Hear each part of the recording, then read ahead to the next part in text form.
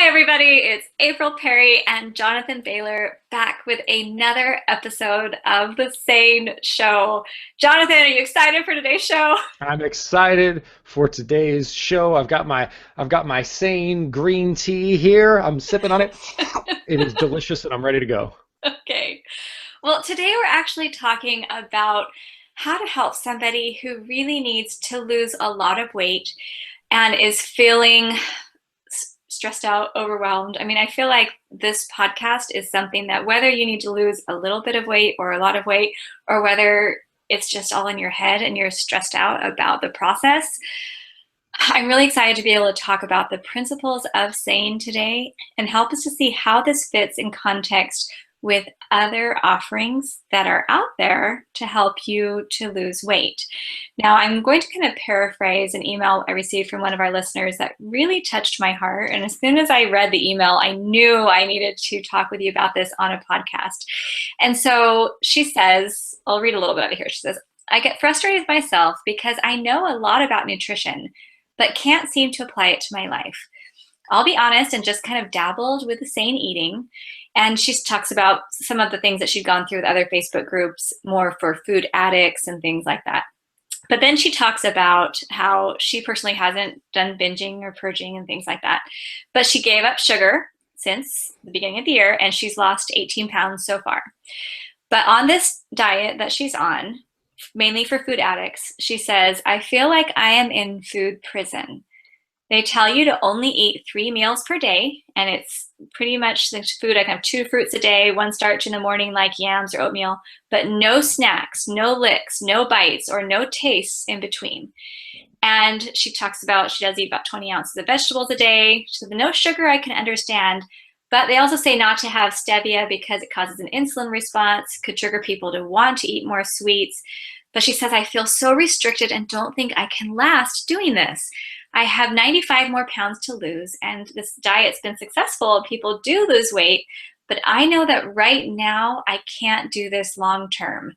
So, Jonathan, I'm seeing 5 to 10 different topics coming up right in this paragraph that I know you have the answer for this. And so I'm excited to turn it over to you now because my initial response to her would be, go do whatever Jonathan instructs you to do. Like I would go to Jonathan right away. So here you go, Jonathan. Well, thank you, April. Yes, there is a lot to cover here.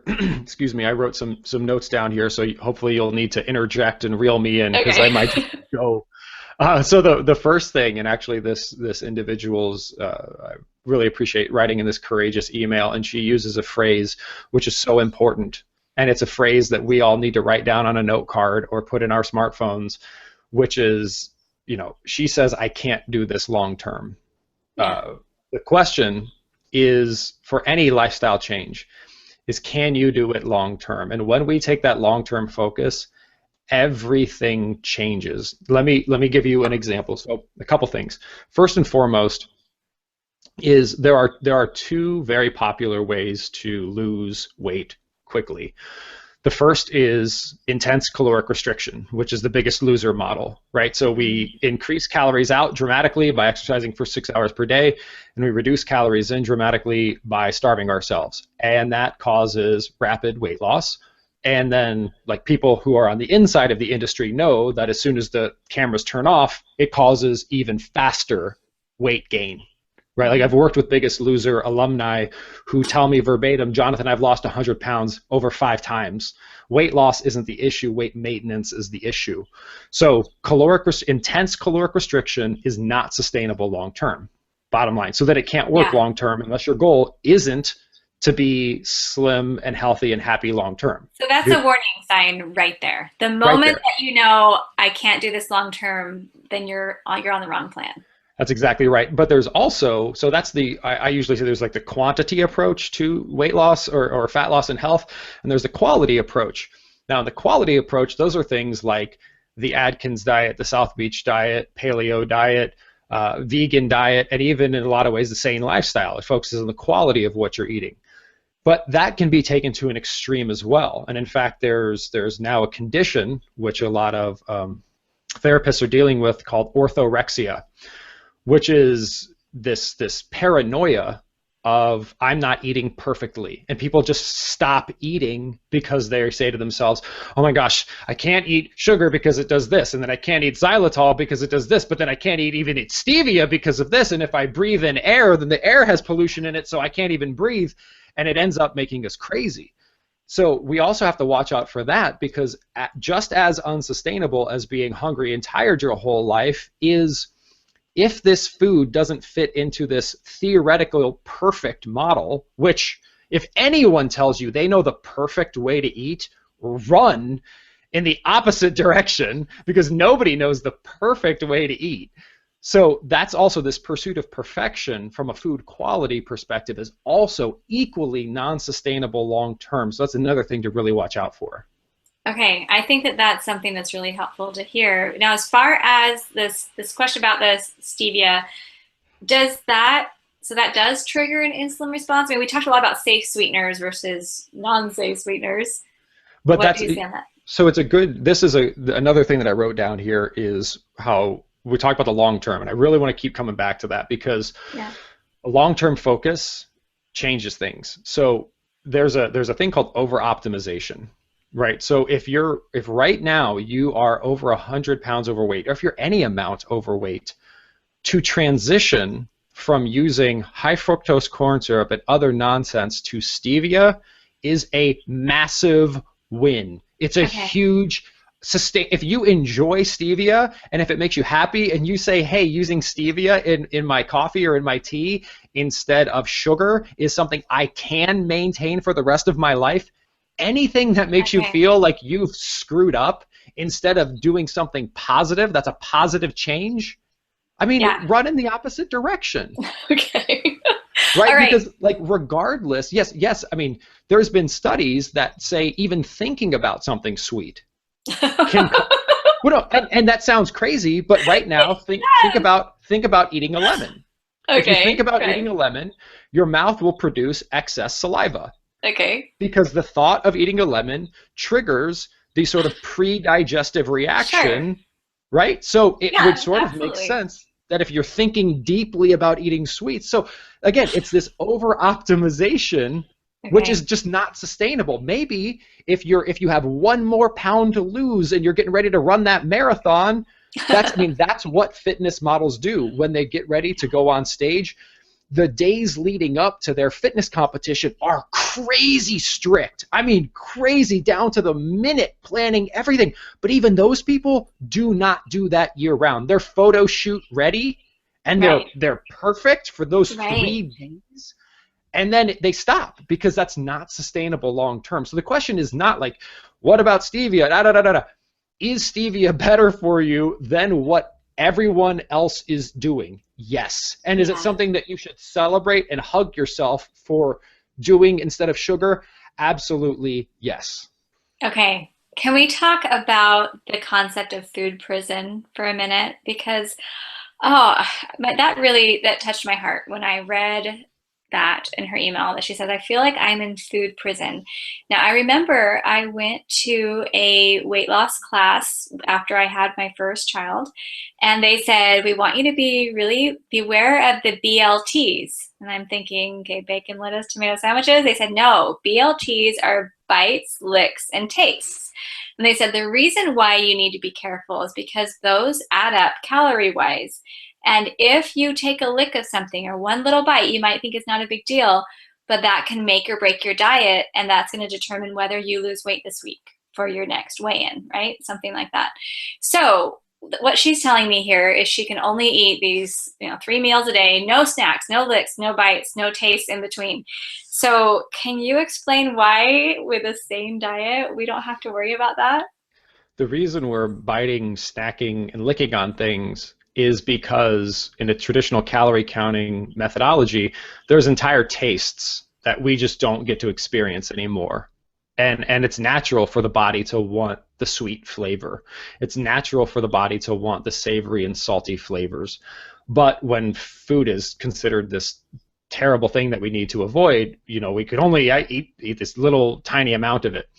The bottom line here is similar to what we talked about when it comes to emotional eating, which is when you eat, sane foods, when you eat sane sweets, when you have sane salty options, sane fatty and savory options, there's no need to just snack on it or lick it or just have one bite, because it's not Yeah. toxic and it's not addictive. So, Yeah. the reason, and that's even, I mean, I get emotionally frustrated when I see things like ads on Weight Watchers that show up on my Facebook feed that say like, you can eat anything you want, which is technically true on a Weight Watchers diet because it's calorie counting. You Yeah. can eat whatever you want. You just can't eat more than 1,400 calories of it. Look, that is a roadmap for just continuous frustration and nonsense, because it tells you to do things like, oh, you continue to eat these toxic and addictive foods, but just take bites and licks of them. Whereas when you achieve nutritional serenity and when you're focused on the long term, you say, I'm going to find ways to enjoy all the flavors in the world in abundance, so I'm completely full and satisfied because I'm focused on the long term.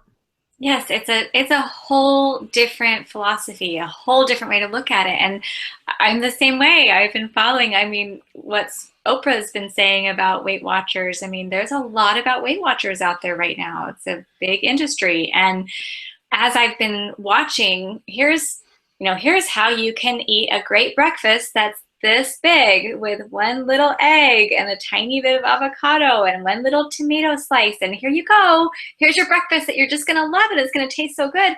And I watch that and I think that was the old me who would have made a really, really tiny little breakfast and tried to enjoy every bite and then just said, oh, I'm satisfied and that's great. The new me has 6 eggs, with mostly egg whites. I've got an egg yolk. I've got tons of vegetables. I'm eating this huge breakfast, totally full and happy, staying safe. I mean, I don't even have the words to express how frustrated I feel when I watch someone else starving themselves the way I did. I can't even explain it. And I'm just grateful for you, Jonathan.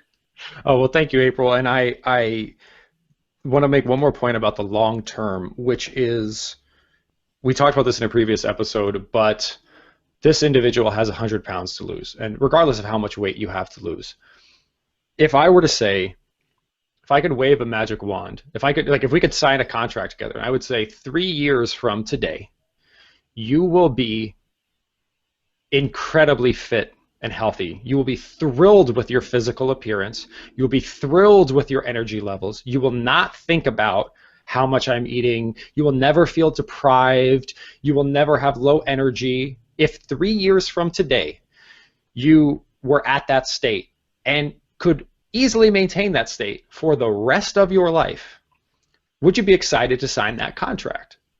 And I think most people would say, holy moly, if 3 years from today I was in that state, that would be incredible, because you know what? For 30 years, I haven't been in that state. Yes.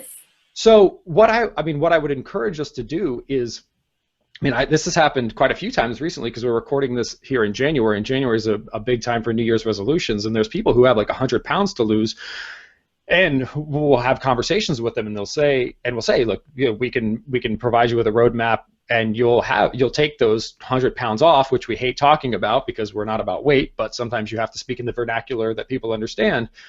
2 years from today, so January 1st, 2018, you'll be at that point, and you'll be at that point in a way that you will enjoy and love for the rest of your life. And they're like, oh, 2 years from now? But like, there's two ways to think of that. If 2 years from today, you had the body, the mind, the spirit, the lifestyle that you've always wanted, and you could maintain it for the rest of your life, if 2 years ago you had that opportunity, would you have jumped on it? And would you have wished you would have jumped on it? If 3 years ago Yes. you knew that you could start that journey, sure, you didn't do it 3 years ago, but you could start it today, and then 10 years from now, you're going to look back and say, I can't believe like what April's saying. She's looking back at April from 18 months ago, 24 months ago. No, not 14 days ago. We're talking longer time frames. Yeah. And she's saying, in 2 years. I'm good, but I'm good for the rest of my life now. That's such a Yes. different mindset. Well, and it's been really sweet watching my daughter, Aaliyah. So she's 16 now, and she has friends who are not eating.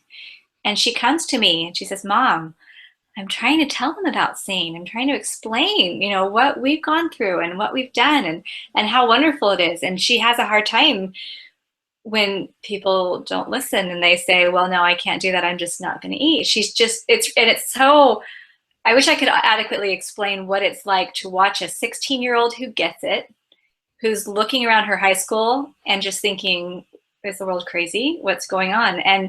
And so this individual who sent me the email asked the question, have people had success that who had a lot of weight to lose? And Jonathan, I know that you've worked with people who have lost a lot of weight. Maybe you could just share Oh, that experience. absolutely. I mean, yes, there's been dozens of people who have lost 100+ pounds. You don't just work with people who are trying to lose 10 pounds, 20 Correct. pounds. And in fact, oftentimes, the neatest opportunity is working with an individual that has a radical amount of weight to lose, because the more weight you lose, it's diminishing marginal returns, right? So the first 20 pounds are actually the easiest 20 pounds to lose. So it's really just like someone who's never weight trained, right? Like the first couple workouts you do, you're going to see like immediate increases in strength. So it's incredibly exciting, and it offers us the most opportunity to have that long-term success. So yes, eating more of foods that are proven to heal your body at a cellular level and less of foods that are addictive and toxic has been proven to work in people that have any amount of weight to lose, and it will actually cause more weight loss by definition in people that have a lot more to lose, simply because they have a lot more to lose. Yeah, and okay, I just thought of an analogy. I know you like analogies, Jonathan, so I'm just going to share this real quick. So one of the things that I specifically do is help people learn how to get their paper piles completely down to zero. So I used to have lots of piles in my house. I'd move them around from the front room to the back room and back to the front room when the guests would leave. I mean, lots and lots of piles of paper. So sometimes people will come to me and I'll explain to them, okay, here's your roadmap. Here's the path to go from having piles of paper everywhere to having zero piles and never have a pile again. Like I haven't had a pile of papers in my house for over 7 years. And for most people, especially who have kids, that's all they have is piles. So what I'll hear though is people will say things like, well, I could just hire a professional organizer to come in and just organize my house and just get rid of all the piles, and that would solve the problem faster. Or I could come into your program and learn how to do it for myself and learn how to process things and how to make decisions and how every single paper and task and email that comes in from this point on, I actually know what to do with it and where to put it. As opposed to, I mean, you watch extreme makeover TV shows where they send a family to Disneyland while they clean up the whole house, and then the family comes home and ta-da, it's all clean. Well, you never go back and see what their house looks like 6 months later or a year later, because unless you learn how to live in a way that's sustainable and will keep this level of success, you won't be able to do it. So yes, you can pay someone to melt your fat off with lasers. You can pay someone to give you injections or do therapy that will strip your body of all that fat. Like you can pay for all of that, but unless you know how to maintain it, and that's what SANE is, you're not going to be able to have that success long term. And SANE is long term. I feel like I just need to shout it from the rooftops. That's what we're doing. And April, no, I appreciate your passion there, and it's tough though, right? Because it's not sexy to say. Colleges have a really hard time saying, hey, you want to become a doctor? Awesome. We've got this 18-year journey you're about to go on, and that's like really, really fun. And then you get to do a residency and blah, blah, blah, blah, blah. And we get that. Yeah. If someone was like, I can teach you to become a world-class pianist in 14 days, we would say that is nonsense. But we think somehow when it comes to weight loss or health, it's the same thing. You're exactly right. You've got to.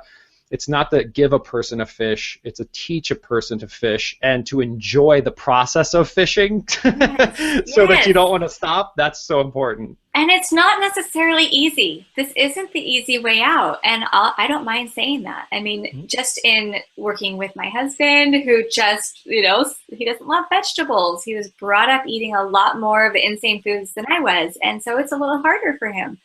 And I get it in this world and all the the junk food that's out there. I understand this isn't like, hey, we're gonna go grate cabbage and it's gonna be really fun. I understand. But just whenever I hear these stories of people who are in other programs that are doing the same old thing again and again to make you eat hardly anything, exercise as much as you can, putting you in food prison, and trying to convince you that this is a great thing that you're doing for yourself, I just want to give you a big hug and say, can you please just come check out what SANE has to offer? Come try SANE. Listen to what Jonathan has to say, because it was a game changer for me. It's a game changer for my daughter, game changer for thousands of people you've worked with, and it's sustainable. I've been saying for about 2 years. It was 2 years ago that I heard your first podcast and just kind of started.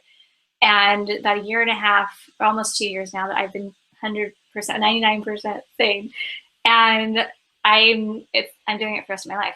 There's no going back, and I don't even have a problem even saying that. It's just there's no issue. That's beautiful, April. And I think the next action at this point is pretty clear, and that is to excuse me, ask yourself for any plan or program or change one simple question, which is, can I do this enjoyably for the rest of my life? And if the answer is no, then you will not get the results you want for the rest of your life. You might get them temporarily, but you will not get them for the rest of your life. So that next action is just to write on an index card, put on your phone, put on your mirror, can I do this enjoyably for the rest of my life? If the answer is no, you have your answer as to whether or not you should do the program. All right. I think that is a great piece of advice. I'm really thrilled. I mean, I feel grateful every day for you and for your work.